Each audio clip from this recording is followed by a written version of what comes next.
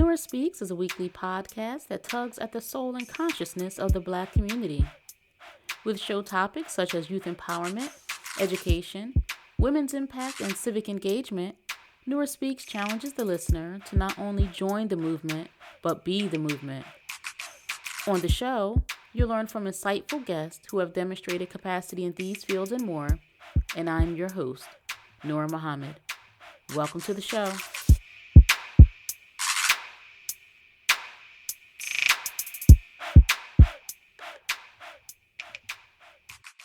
I know we've talked a lot about how others respond to us and how we dress and how we present ourselves, but how we dress and how we present ourselves also has a huge impact on how we think about ourselves, and it's a reflection of what is likely that we think of ourselves. Dr. Nicole Muhammad is the founder and CEO of So Elevated, a modest and highly fashionable clothing line. Her tagline is, "Never sacrifice style in your modesty." She joins us on the podcast to discuss her clothing line and her vision for helping women understand how fashion impacts them and others around them. Nicole is a clinical psychologist by education and training, and her background lends itself nicely in her work. Nicole's designs have been described as elegant, stylish, and fashion-forward, and she has been featured in both Philly Fashion Week and Chicago Fashion Week. Nicole has an online boutique, which you will hear more about, and you will learn how she is helping others through the world of fashion.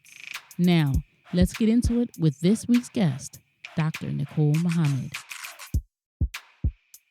Welcome back to another episode of the Nurah Speaks podcast. I am so glad that you have joined me in another week of interesting conversation, and we are so blessed to be joined by a dynamic woman who has so much to share with us, and that is Dr. Nicole Muhammad, who is the founder and CEO of So Elevated, that's SEW, Elevated, and this is her modest fashion brand, and she is revolutionizing what we think of brand and style and fashion for women, and I'm so grateful to have you in the studio. Welcome.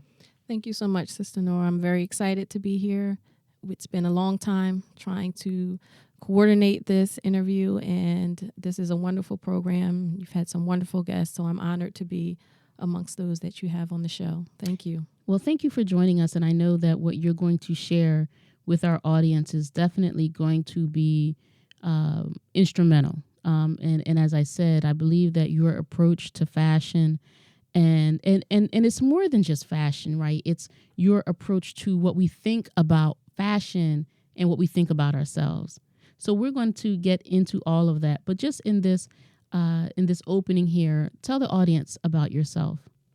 Thank you, Sister Nora. I am, as you said, Dr. Nicole Muhammad. So my background is actually in psychology. That's what I have my degree in, clinical psychology.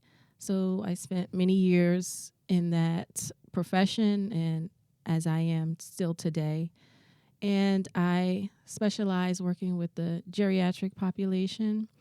And, psychology, we're dealing with behaviors and thinking and feeling and emotions and just general experiences and how we interact with the world, how the world responds to us. And, fashion is related to that. How we present ourselves to the world dictates how others respond to us, how they interact with us, what they think of us. In social psychology, we know that we have, kind of stereotypes, and we make decisions or we have thoughts based upon, what we see, what the stimulus is, what we're seeing in our environment and the people that we see. So we make sometimes judgments or prejudgments, and they're not always bad because we need to kind of have a framework for our lives and our world. And, we can see a situation if we're, depending if is it daytime, is it nighttime, what does this person look like? What are they wearing? Can we see their eyes, their face, things in terms of safety. So we perceive the world, and what we see can sometimes dictate what happens, what reactions that we get. So, for example, with fashion, as women, if we are wearing, clothing that is very minimal, then others, not just men, but people in general, will have an idea of what we might be like, or what we're looking for based on what we wear. If we have very little on, a man might think that you're presenting yourself in a way that is, not serious, not studious. So people will have thoughts about perhaps the kind of person that we are, what we're looking for, what we're not looking for. And, we have this thinking in our society that, well, it shouldn't matter what I wear, and he should, respect me for what's in my mind.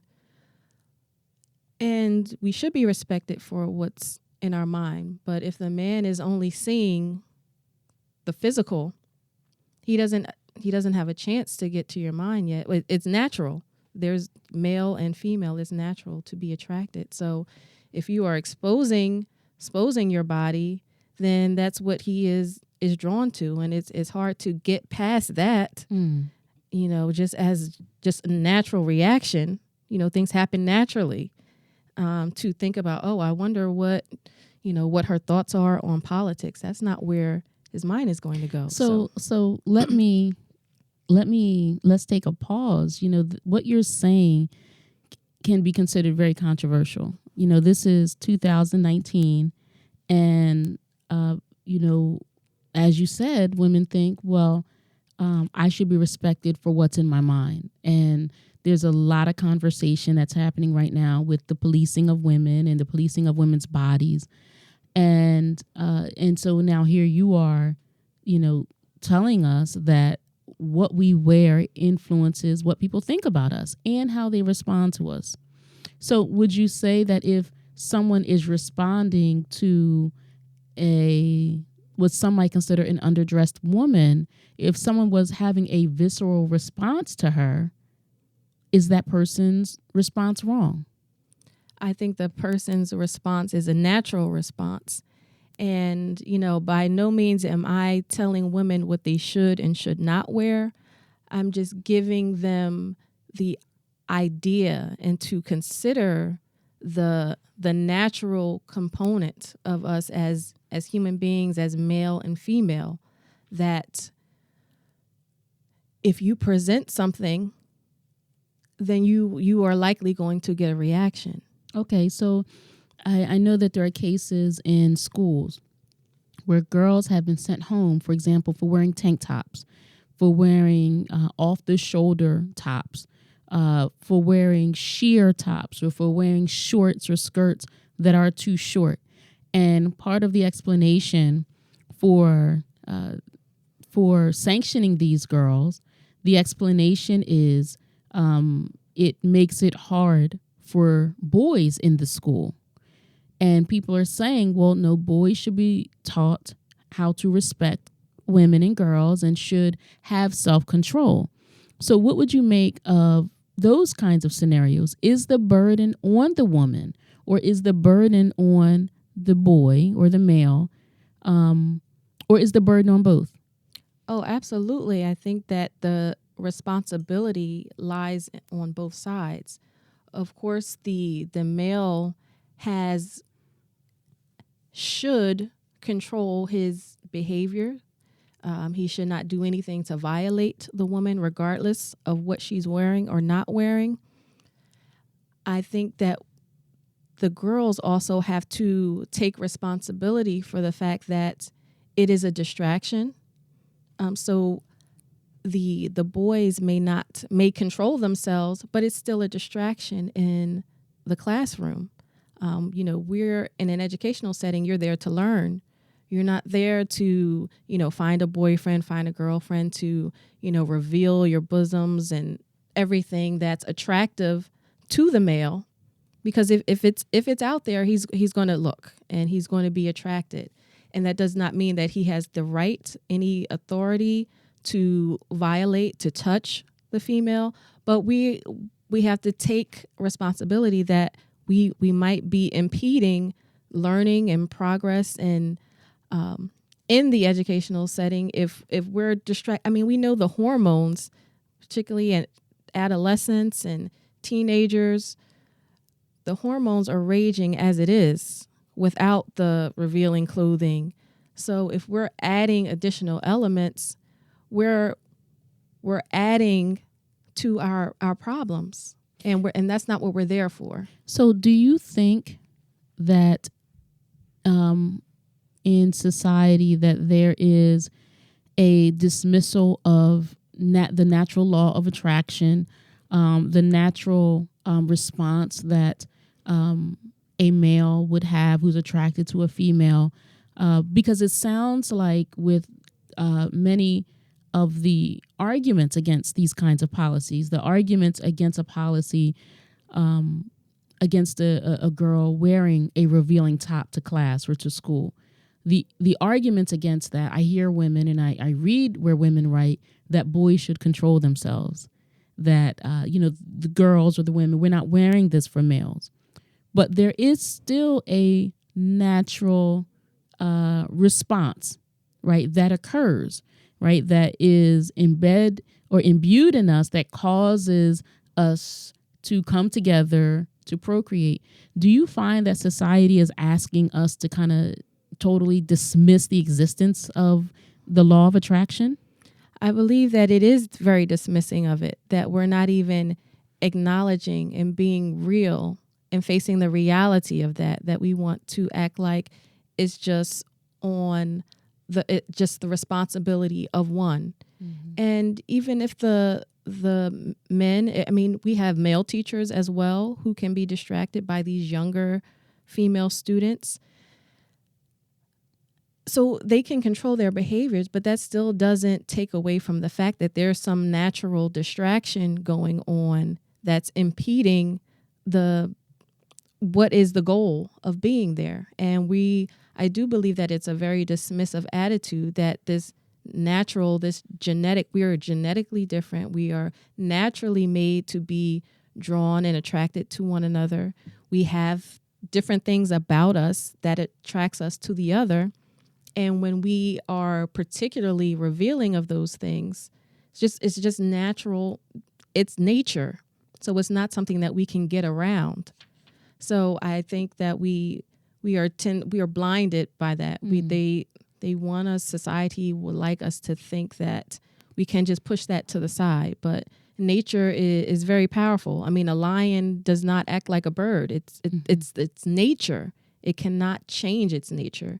And, so I think it's something that we are kind of not made to really understand and really appreciate the power of it, of nature. Mm-hmm.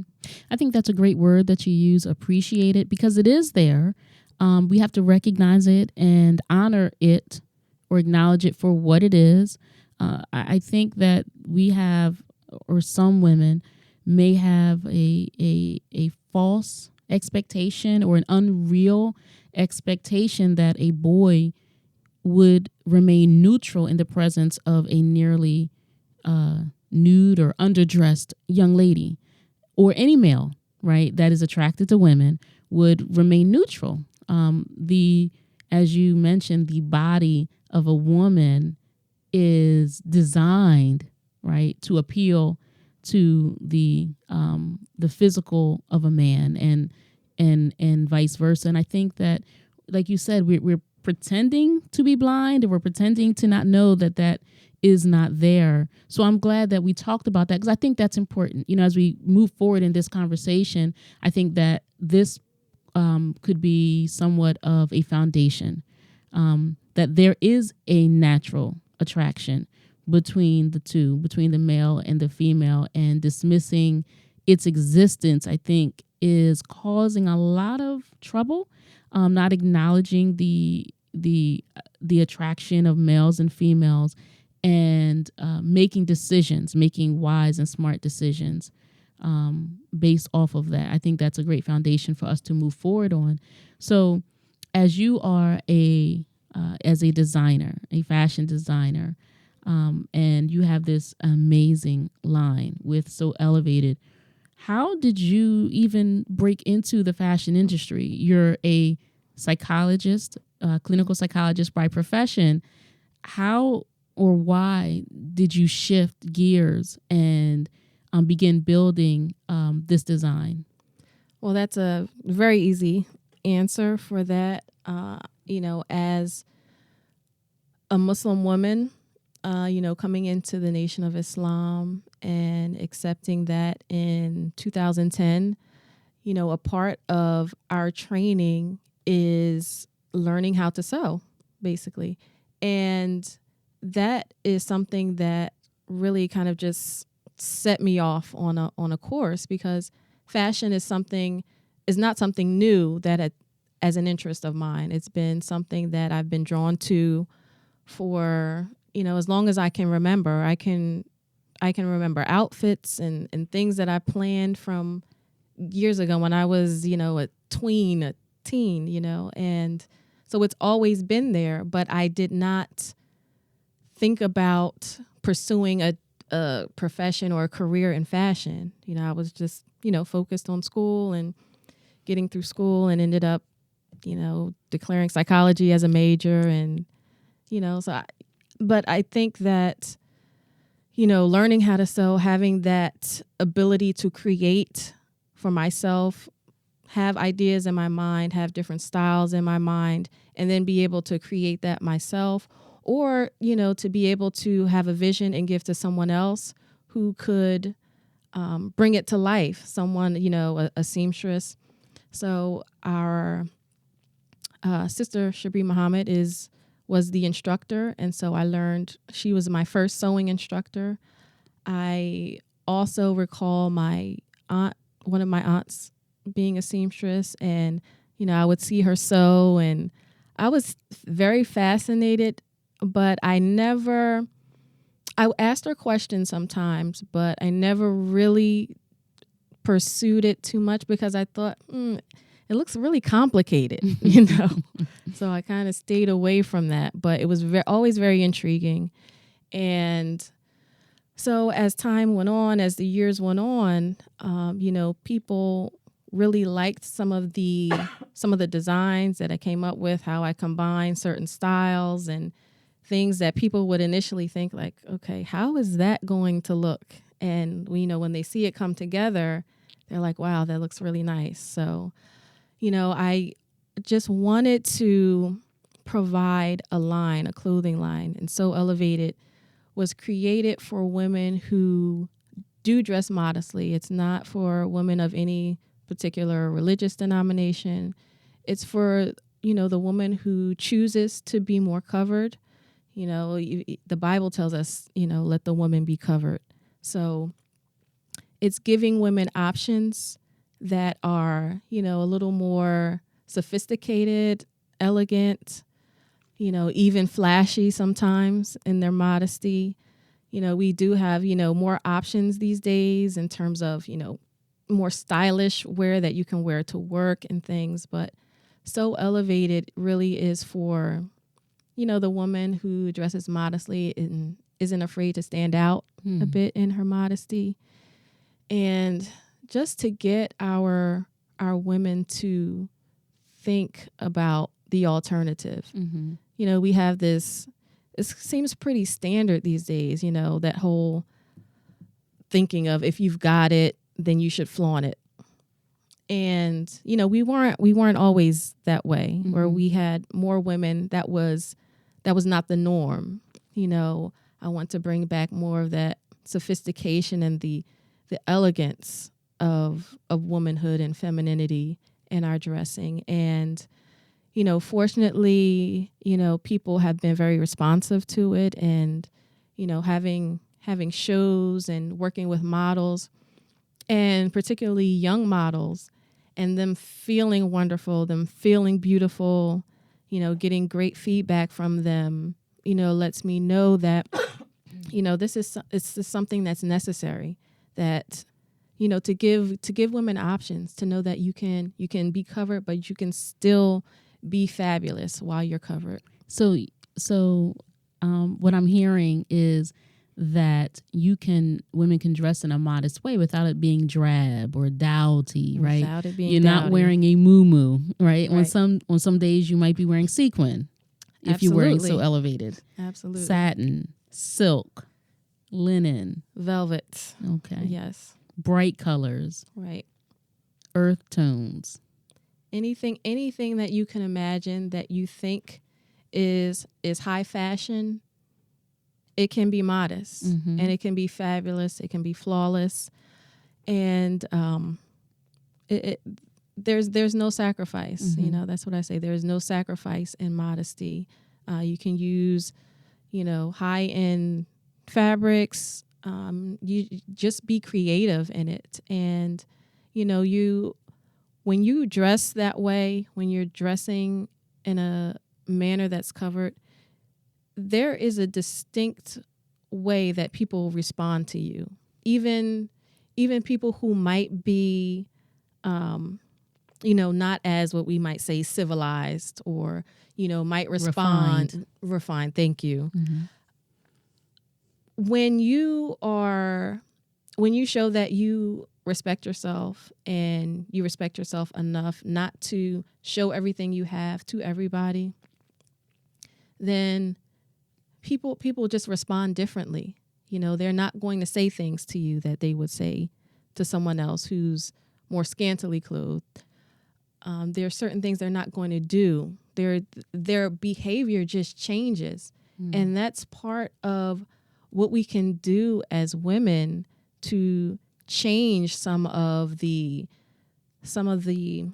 problematic interactions that we have, that we can contribute positively to creating a more refined and a more civilized way of interacting with one another.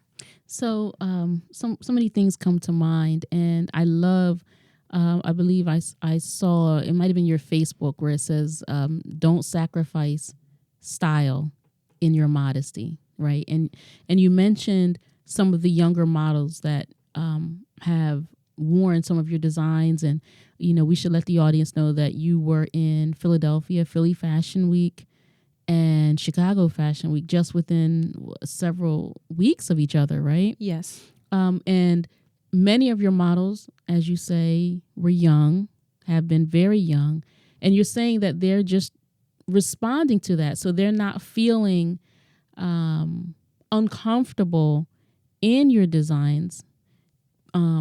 There seems to be, as you said, a great response to it, and I think it's something that they're probably not used to if they're on the modeling circuit, not used to wearing something so elegant and just so beautiful in the fashion, in the way that you are designing your pieces. So what comes to mind for you?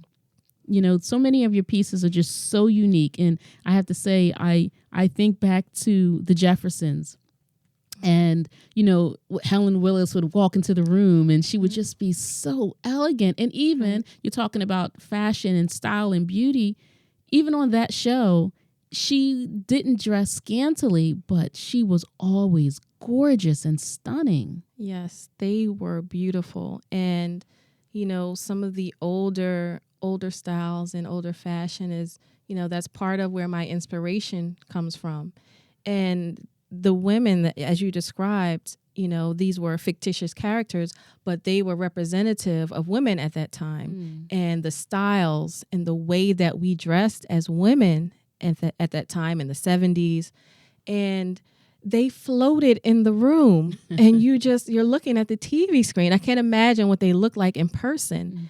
And, that's part of the experience that I want to give women. And, for these young women to be in their early 20s and, not used to, many of them not used to on a regular basis of wearing something that is more covering, more of their body, but they still, like, they float. And I look at them and I look how they they feel, and they really like a particular piece and they want to model that one, or it's just amazing to see. And I just want to bring some of that back, some of that Helen Willis and the Louise Jefferson, bring some of that vibe back to our styles and fashion. So talk more though about how what we wear impacts how others respond to us. And you talked about, for example, what we wear has an impact on someone who may ordinarily be less refined. They'll respond with a more respectful manner if a woman is wearing something that's elegant and modest. But I also recall listening to you once even talk about how people respond when you're wearing bright colors. Right. So, colors can evoke different feelings, different emotions. I've seen just anecdotally just people responding to different colors, just with myself. And, I've had people recall certain garments that I've worn. They said, "Oh, that yellow garment that you have. Oh, I just love that." And, people smile and they feel good from colors and just from the style, and it can bring about some, immediate change within them to help them to feel better. Sometimes we don't realize the impact that we can have on other people to brighten their mood.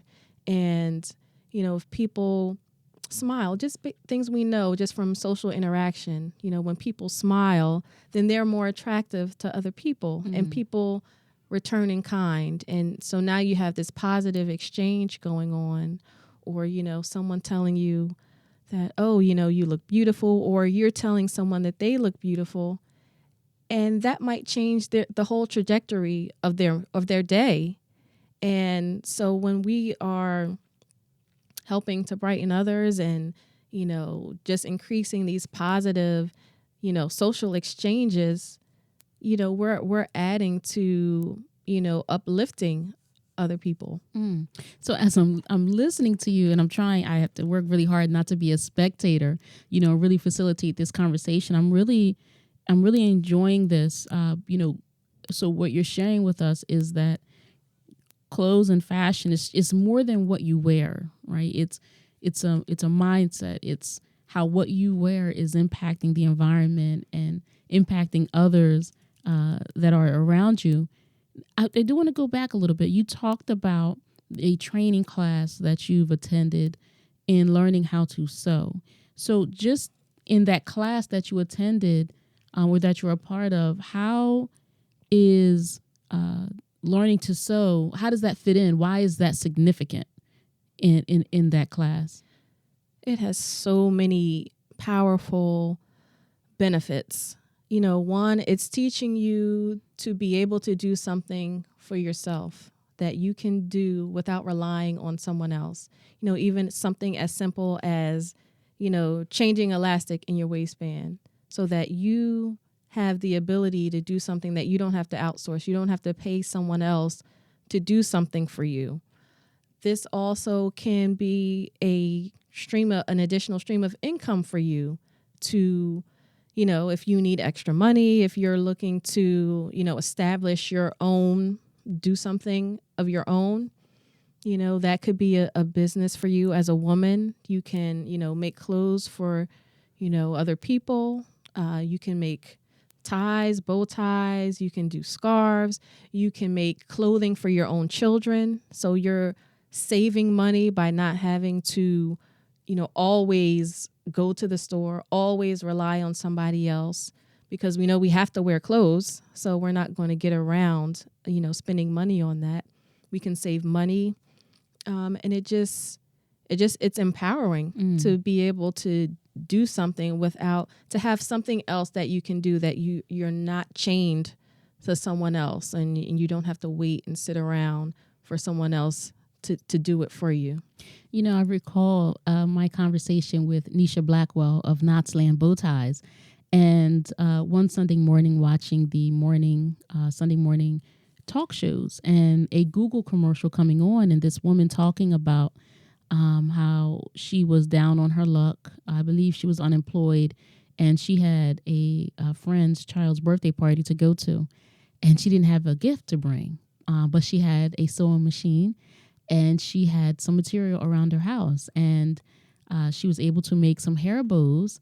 And from that, now she has a bow tie company, Knots Land Bow Ties. And, what you just shared demonstrates the real ability of someone to do like she did and create opportunities for herself, and those in her community there in Pittsburgh. And it's just really fascinating to know that you can have a skill, right? And that's why I wanted you to really elaborate on why learning to sew was an instrumental part of that class, because of where it can take you. And now look at where you are today. I know it's such a blessing. It's amazing. I never fathomed, when I started sewing, that I would be doing this, for a business.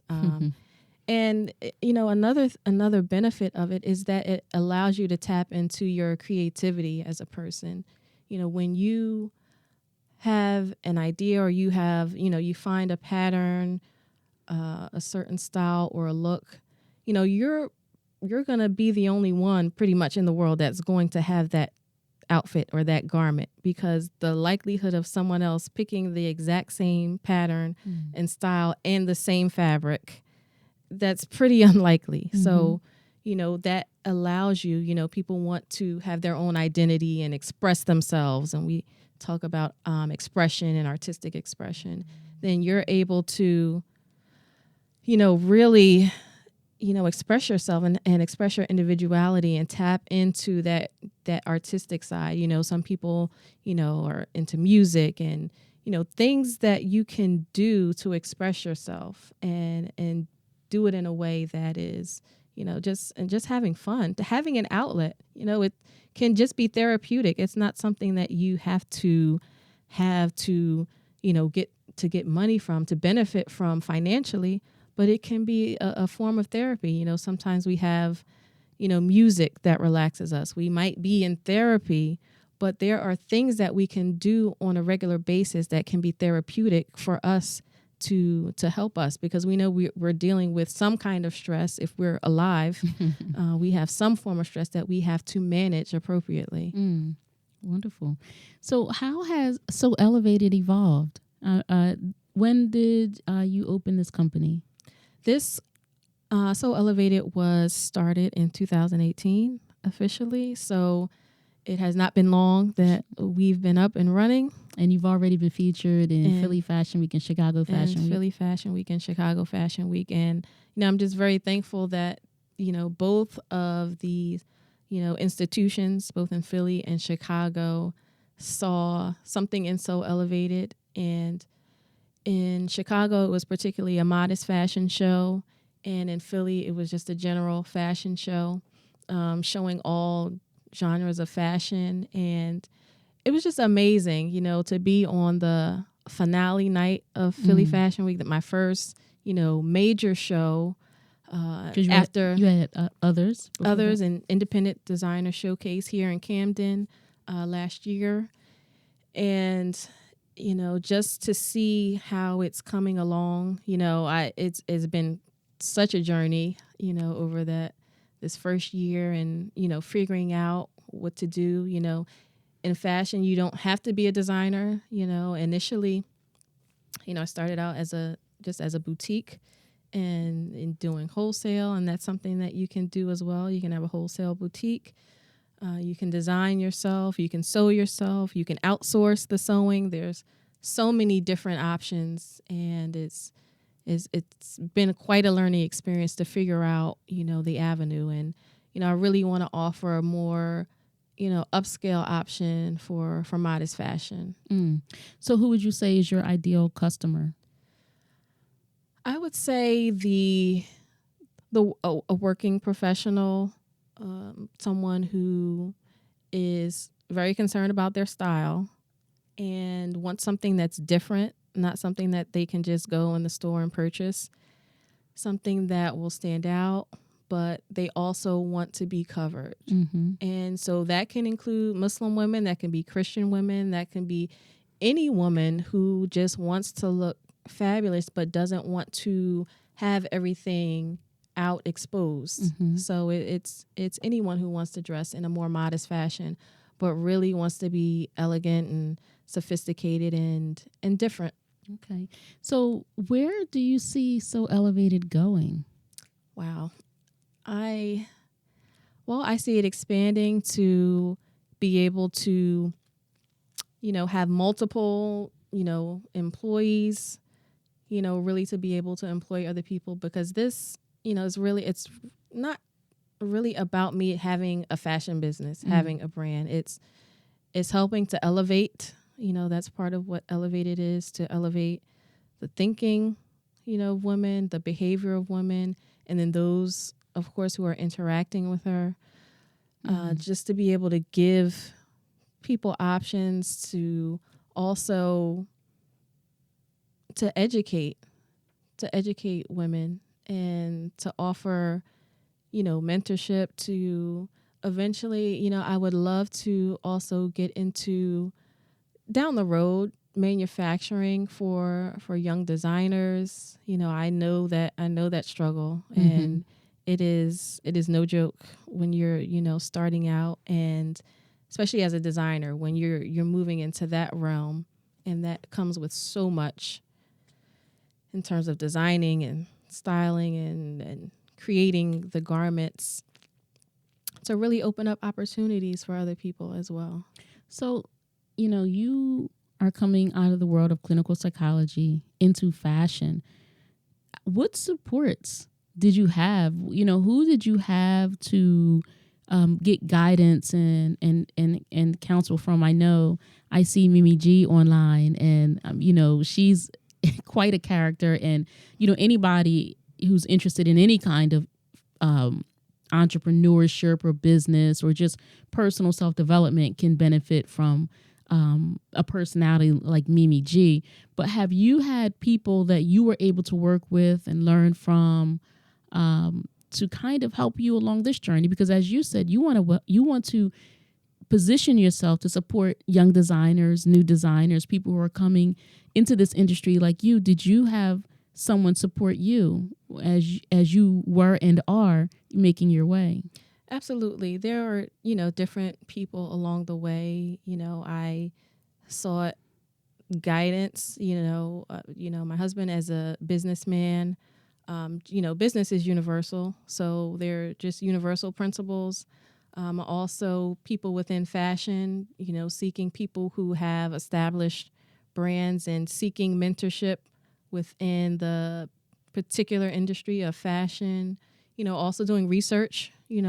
Google is, a huge friend of ours. Mimi G, I looked at her videos, tutorials, information like that. There's, so much you can find on YouTube and, just searching the internet. So I did, find general business guidance, fashion guidance, and then, the internet as well to gain information. So did at any point you think, okay, I have this idea, but this is ridiculous. I'm a psychologist. What am I doing here trying to become a fashion designer? Did you at any point have any kind of hesitation or think, this might just be a dream. I'm not sure I really want to go out into this world. Not in that way, but it was kind of like, am I really doing this? Not that, should I? Because I know that I should do this, but it was like, wow, I'm really taking a really different turn. But however, from our conversation, it's still all a part of the psychology of being a human being. We can't get around wearing clothing. We can't get around, how that impacts ourselves, how that impacts others. And, it's just been, it was more of a, like, how am I going to do this? Mm-hmm. Like it's a huge transition. And I've also thought about, well, what if I had just pursued a career in fashion? But I realized that my brand would be completely different because if I had gone in this path many years ago as I was coming up, then, who knows? My clothing might have been on the more revealing side. I don't know. I don't know where that would have taken me, but I know now there is no other option other than the, fabulous and modest, modest route. So it's just been more of the how and you just start working, you just start doing, and then you find yourself doing one thing, and then you're open up another door that you just didn't even know was there. So it's just been an amazing experience so far, and I know that it will continue to be. That's wonderful. What I'm hearing about your vision and your goal for Self Elevated, it is not so much a self-promotional endeavor for you. It really sounds like you really want to impact how others see themselves and how others respond to them and how people in their circle are responding to them. And so many people who have been on this podcast as guests have been people who are making instrumental and monumental impacts.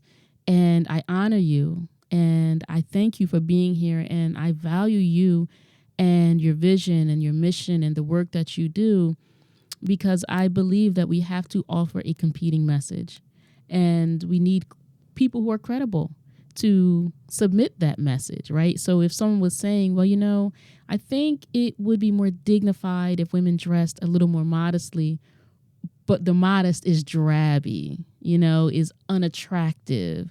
It is, it doesn't spark interest.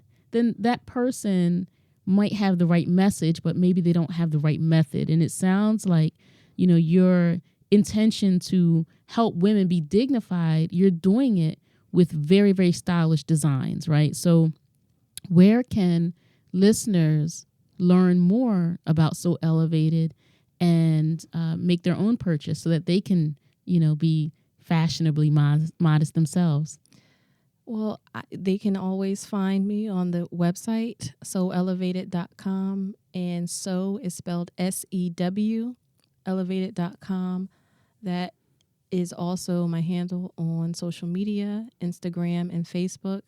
People are more than welcome to message me on those platforms to inquire about anything that they have seen. Not everything is currently on the website, but there are some opportunities for people to make inquiries about things that they can find on social media that may not be on the website. So between the website and social media, So Elevated, SEW Elevated. Wonderful. So what advice would you have for a young woman? I recall actually, I believe a young woman was a model and she approached you and she was just kind of asking for advice with kind of getting into the fashion industry. What advice would you have for a young man or a young woman who is not just trying to get into the fashion industry, but maybe like you, kind of taking a different turn in what they've been doing, walking a different route than what they are accustomed to, or maybe what their environment, their friends and families are accustomed of them? How would you advise them? Well, one thing I would say is definitely take some time to do some research into what it generally would entail in terms of making that transition. I think it's also always helpful to talk to someone who has been down that road before you, someone whom you might admire, who is in the position or on that journey of where you're trying to go, because and someone that you trust to give you, the real deal about how things are, someone you can trust. So you can always benefit from the experiences of others and what they've gone through, and to also you might reach out to someone even that you may not know anyone in your immediate environment, but in the days of social media, if you're for example, like a young model, maybe you reach out to another female model and just maybe ask her a question, I think we have to be careful of, just leeching onto someone and asking them to, will you mentor me?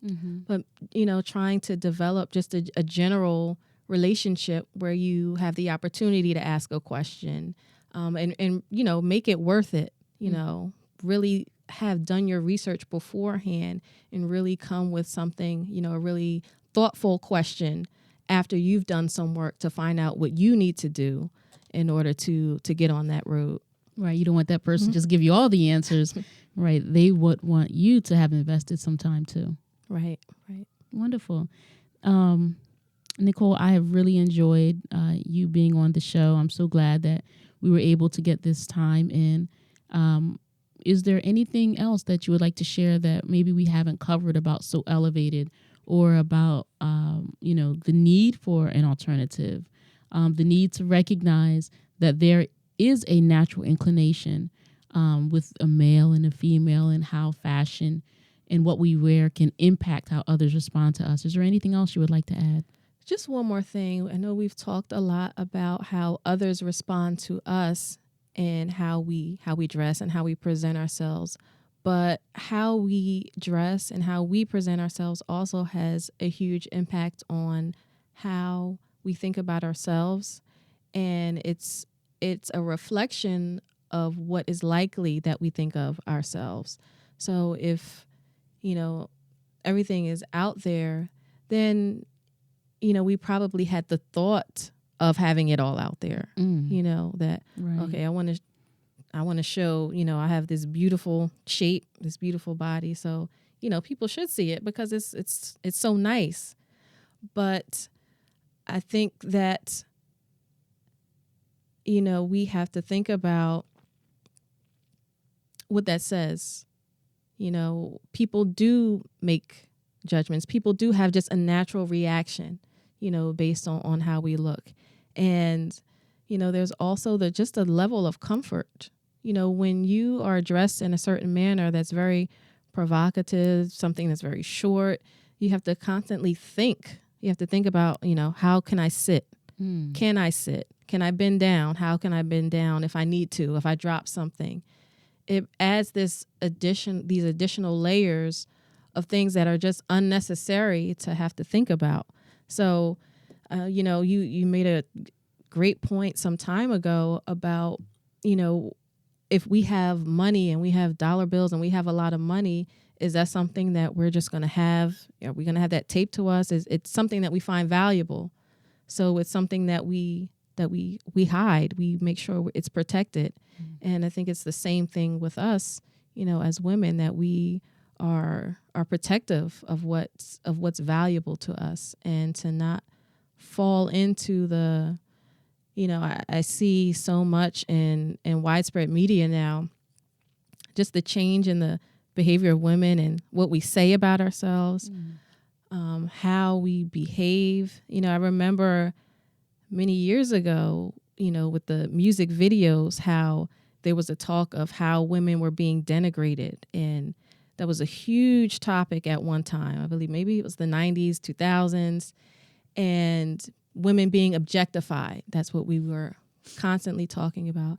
And now I see that women are doing the objectification of themselves and calling themselves the B word, shaking it and talking about, just putting it all out there and doing what we said that the men should not do to us. We're just doing it ourselves for them. So I think it's, we really have to think about the transition in terms of our behaviors and thinking. And, it doesn't happen accidentally, because we can't go from that in the 90s and those complaints to now just doing it as women. So it's a lot.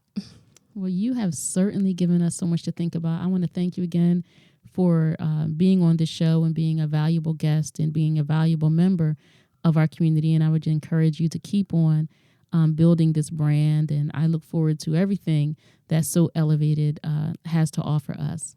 Thank you. Thank you so much. It's been an honor to be here. Thank you. Thank you for listening to another episode of the Nurah Speaks podcast. Be on the lookout for a new episode coming at you fresh next week.